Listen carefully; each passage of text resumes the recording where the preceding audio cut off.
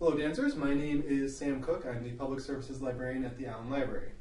I'll be seeing you on Thursday to talk a little bit about how to search in databases for dance research. And I want to give you a bit of a preview of what I'll be talking about, so you can get a head start, so I can introduce some of the topics, and so we can get more accomplished on Thursday, because we will have kind of limited amount of time. So basically I want to talk about how to construct a search based on your research topic, how to use that search in a database, and how to actually find articles once you have found the citations for them in the databases. So let's start by looking at how to actually construct a search.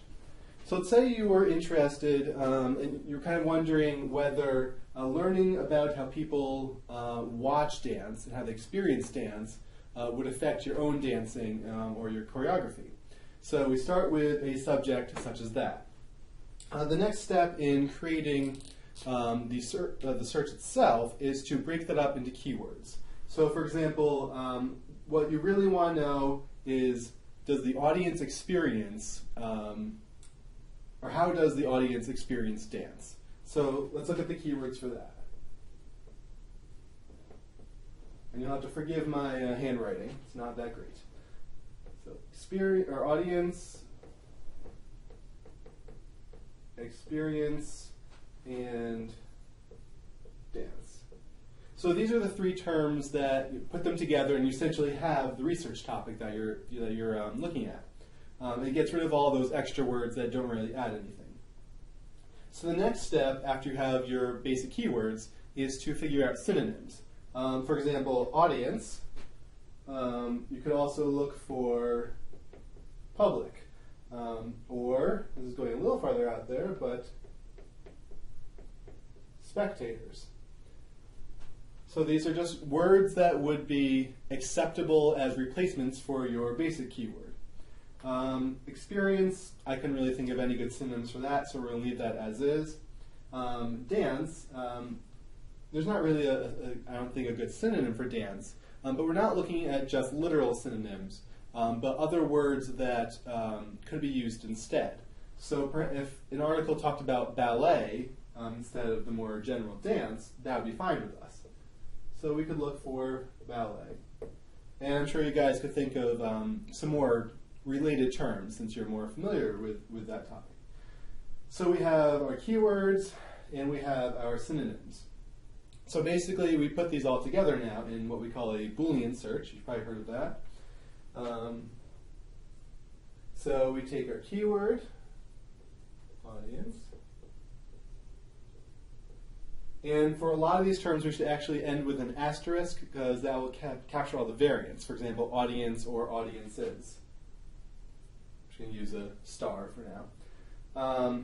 And so we use or to combine all of our synonyms together because we don't care which one we get.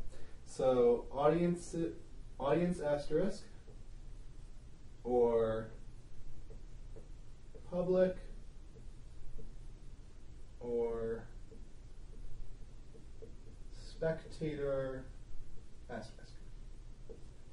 And then we combine each keyword with and, because we want something that talks about the audience and experience and dance. And experience. Now, instead of putting the asterisk at the very end of experience, I'm going to put it one letter earlier so we can capture experience, experiences, and experiencing. So you want to think about all the different variants when you figure out where to put that asterisk.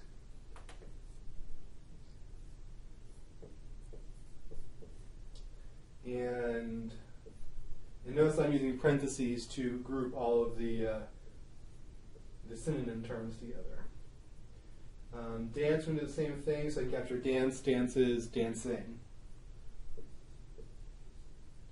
Or ballet.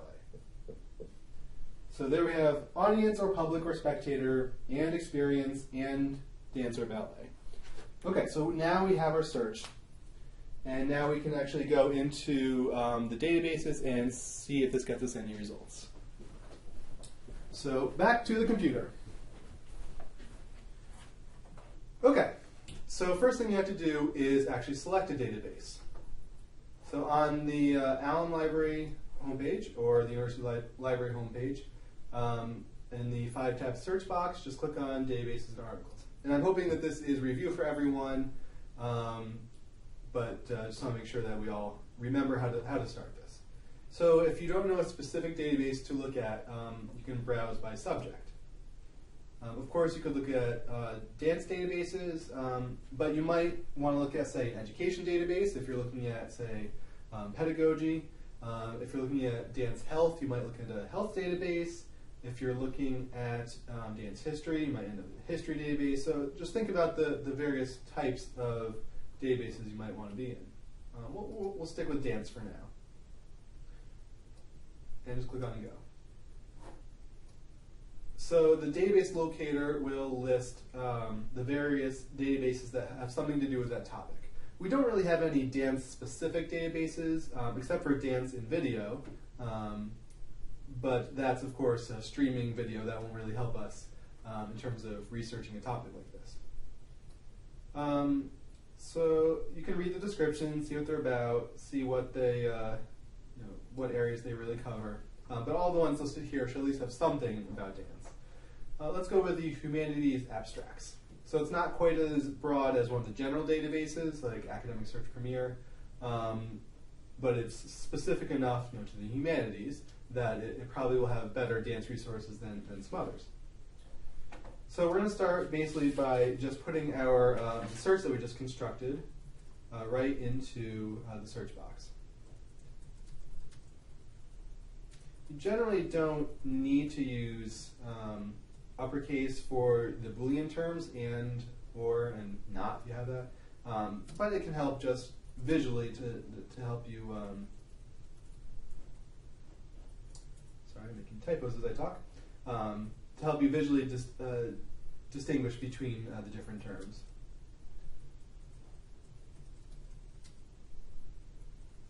All right.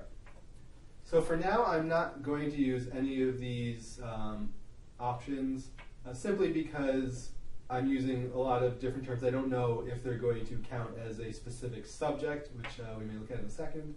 But I know if I look at them all as just general keywords, that should be fine for now. And just click on search. Okay. So right off the bat, we see at least one good result. Kinesthesia, empathy, and related pleasures, an inquiry into audience experiences of watching dance. So that sounds like something that would definitely be helpful for us. But certainly don't always just stay with the first result. Kind of look through, see if anything looks interesting to you. Seeing and experiencing Chouinard, I don't know if I pronounced that right, the body language of the spectator. That could have something useful in it. Don't be afraid to go on to page 2 or 3. In Google, you tend to get if it's not on the first page, then it's not going to be useful. But in the databases, that's not really true. You definitely want to go through as many of the results as you actually can. That's always helpful to create a pretty a well-formatted search so that you're not getting too many results. All right, I'm not going to go through all of them right now. Let's say you want to refine your results a little bit more. After you've done your search, you can do that. Usually there's something on the left or the right of the page that allows you to get more specific results. For example, if I wanted only more recent articles in this particular database, I could just shift this up, click on update, and now I'm down to 82 results. I had 100 something before. And these are all going to be within about the past 10 years.